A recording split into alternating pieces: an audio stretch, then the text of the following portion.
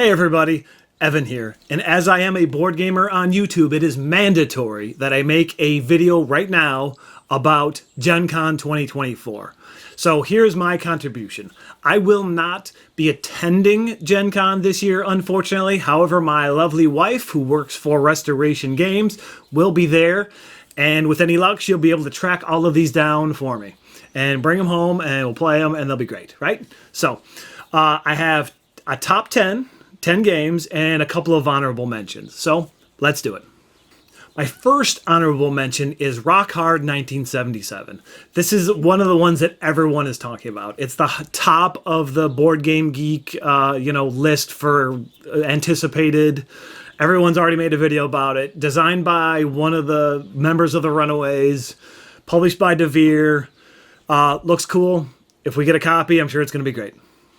My second honorable mention is a game called Fashion Police. This is a new version of a game from last year called the Fashion Game, where it's a party sort of game, and you have these like sort of topics, and you're trying to create outfits for, like, what would you wear to a barbecue, or what would you wear to a theme park, and then you use these cards that are also pattern cards to try to create a little outfit that would match the type of topic that has been selected or is on the table, and it's a shocking amount of fun using these cutouts and these pattern cards to like design outfits for really strange things, like what would you wear to a great adventure or a dance party, or what's a relaxing sort of outfit, and then there's all kinds of weird pattern cards.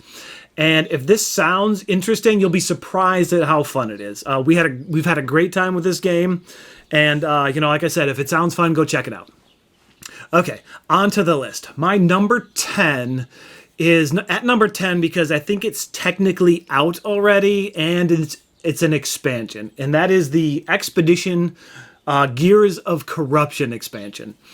So this is a small box expansion that fits into the regular Expeditions box pretty good, because that box is huge. Adds a couple of mechs, adds like new map tokens that you can flip over, and they have bonuses on it. I think it adds more cards, more character cards, more item cards, those sorts of things.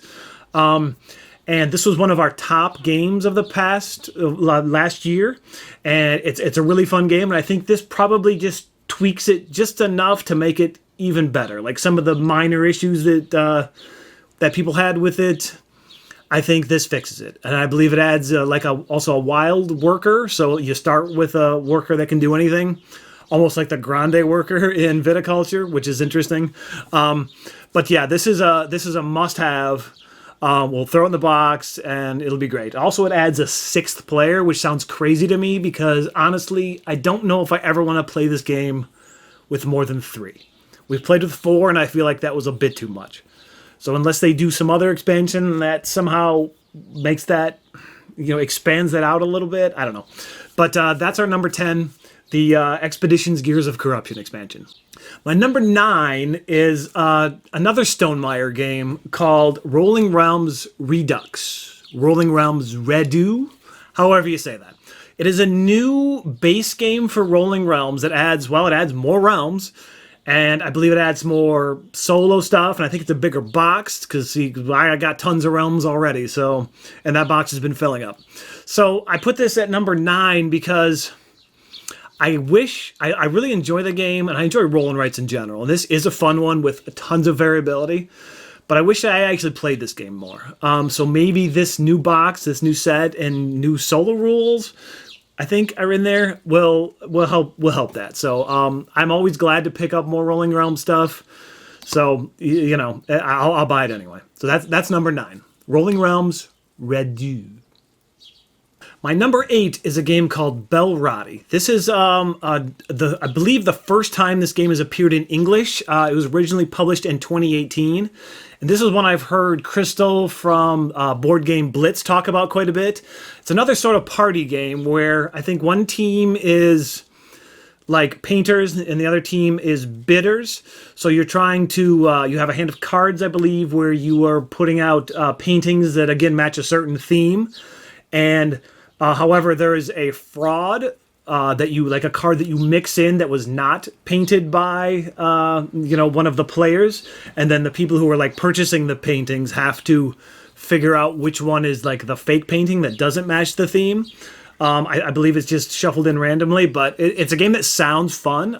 It plays 3 to 8, which I don't know if we'll ever have 8, but it's an interesting concept and an interesting game that I think like our family would enjoy. So that's my number 8, Belrati.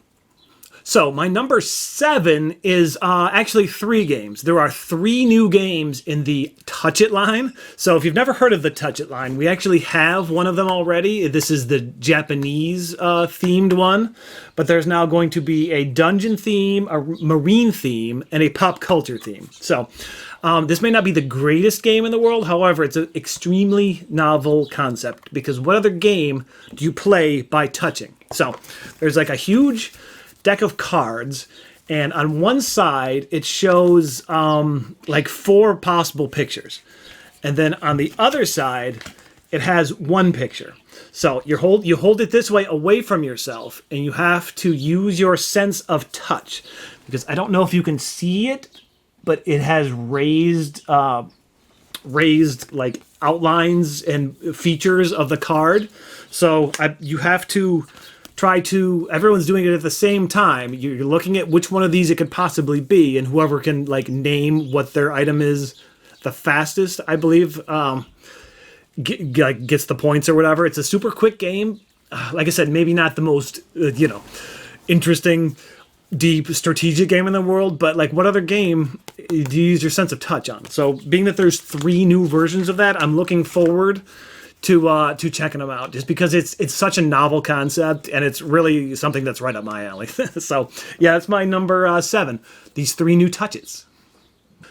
My number 6 is a game called Plantopia, or Plantopia the card game. I'm not sure why it has 2 different names, but it is a sort of a tableau building with adorable like garden vegetables and garden things that you grow. This has actually been picked up by Barrel Aged Games, which a company I'm not familiar with, but it was originally published in 2020 by Origame, and it's one of those games it's been on my radar for years, and I just never ended up picking up. So it looks super cute, tableau builder, gardening.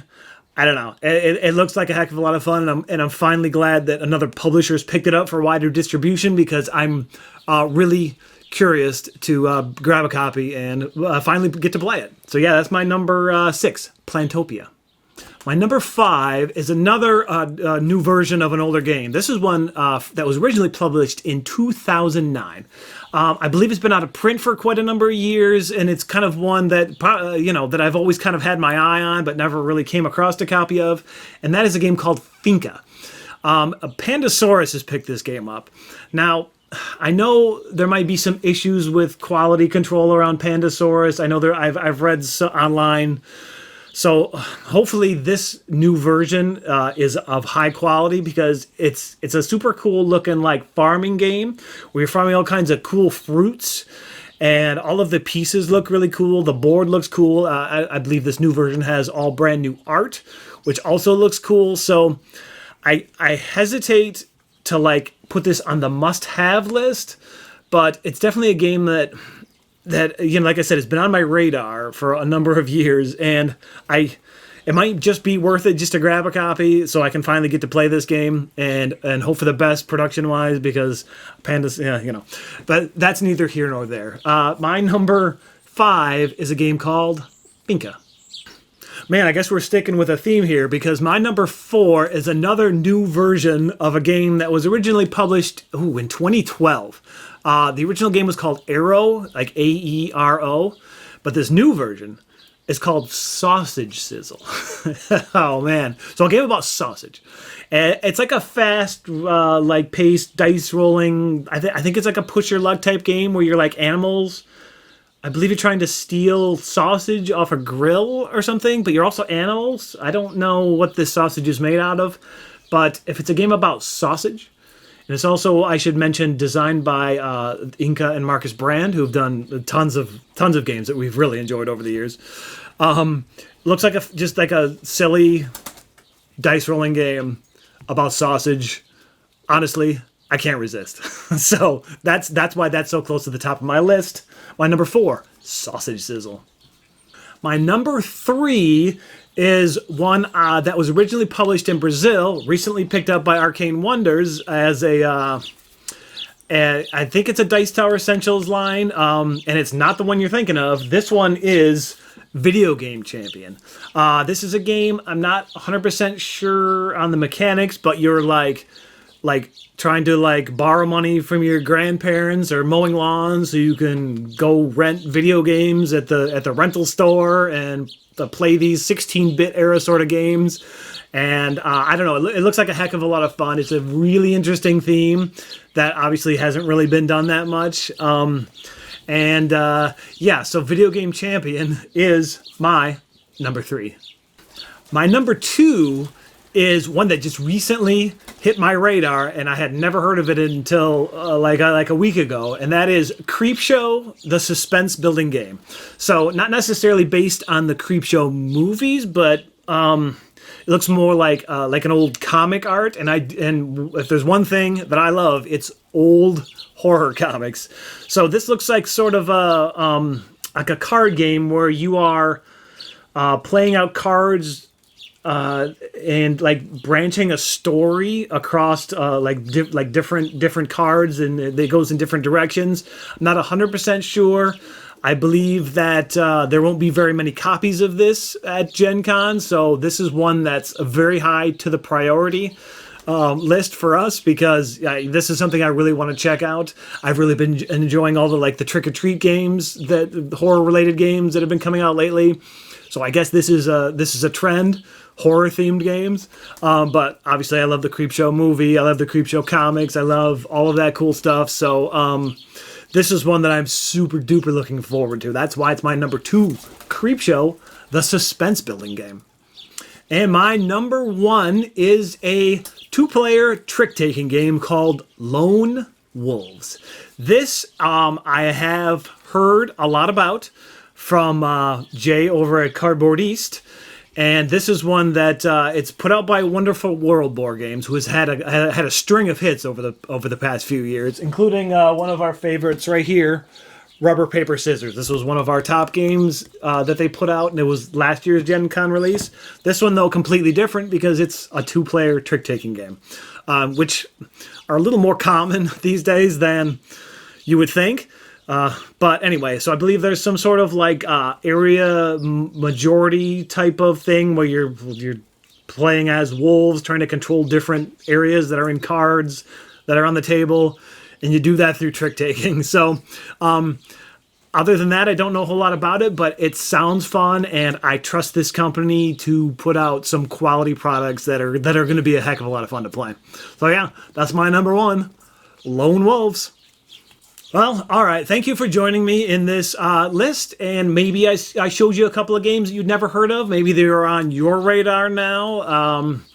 Hopefully, I will able to get all of these that I've listed. If not, I'm sure I'll get them at some point. Well, again, I'm Evan, and thanks for watching, and we'll see you on the next one. Bye, everybody.